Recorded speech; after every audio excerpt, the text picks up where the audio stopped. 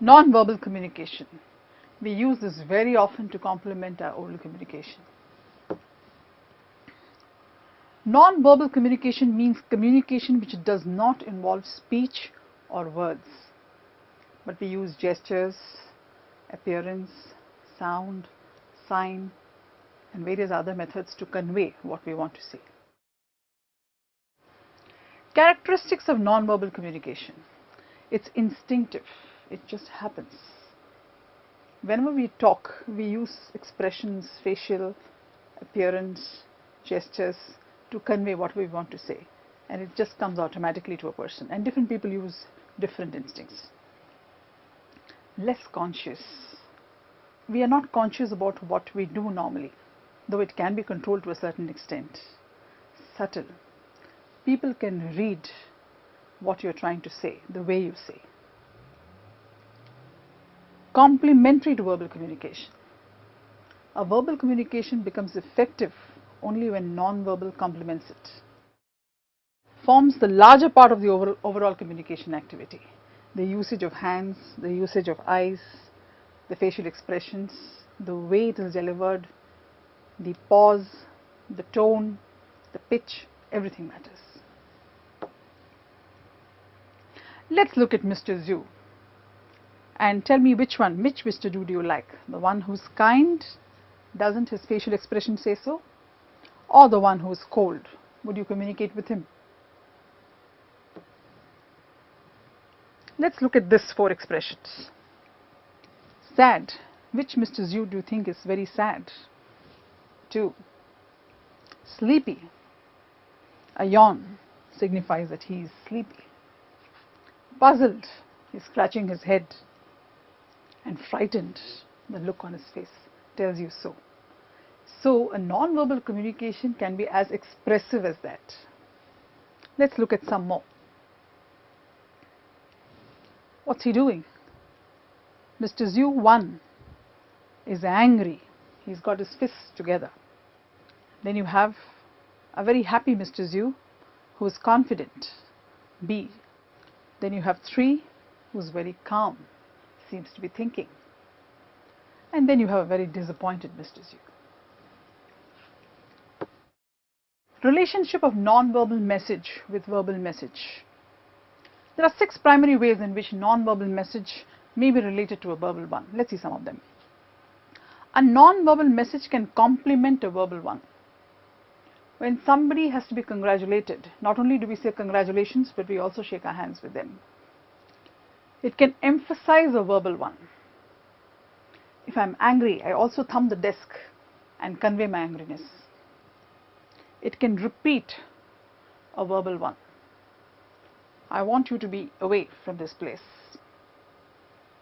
A non-verbal message can regulate a verbal one. A class teacher may say, "Children, I want you all in your seat right now."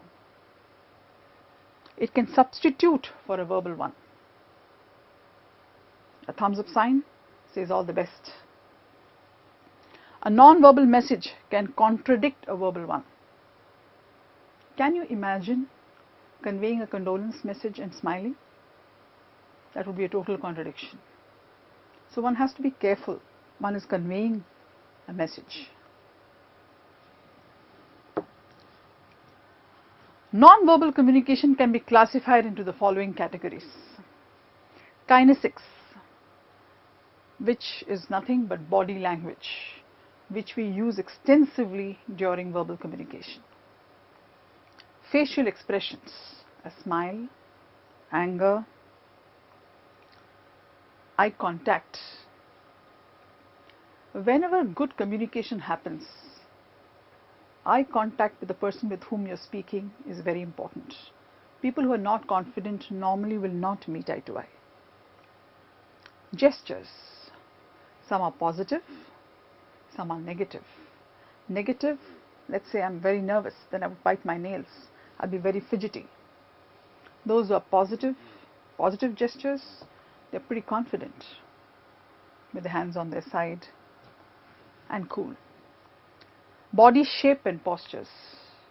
If I'm listening to a boring lecture, I might just sit back and may not want to listen.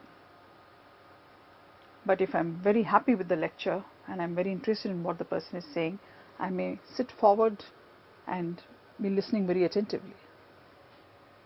So the person who is taking the session will know that how it's going depending upon how the student is sitting or not, and the way he's sitting. Appearance. One has to be neat. One has to dress as per the, let's say, a formal dinner, you have to dress formally. If it's a formal occasion, dress formally. If it's a casual meet, you can dress casually. So appearance matters a lot. Let's look at proxemics next. Proxemics or space language and surroundings. Not only does the communication matter, but the environment in which communication is happening also matters. Why do hotels spend so much of time on interiors? Because they give you that ambience for you to have a nice communication, or a session with your, either with office people or with your friends at their place. Similarly, office environment also has a decor. If you look at government organization, the person with the highest authority has a huge room with a huge table signifying that he is the man of authority.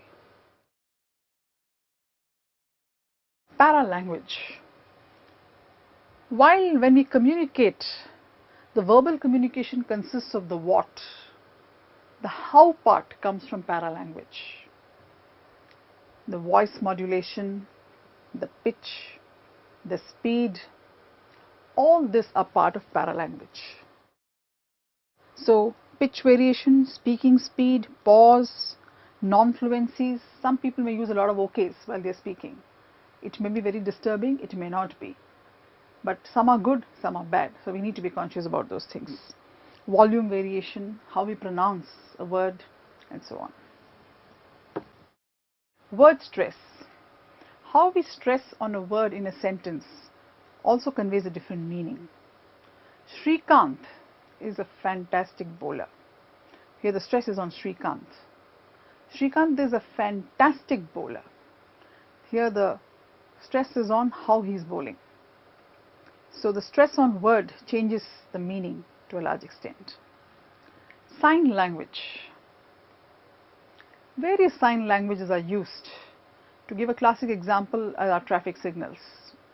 The zebra crossing tells you where you can cross the street. Similarly, an ambulance signal tells you that you have to give way.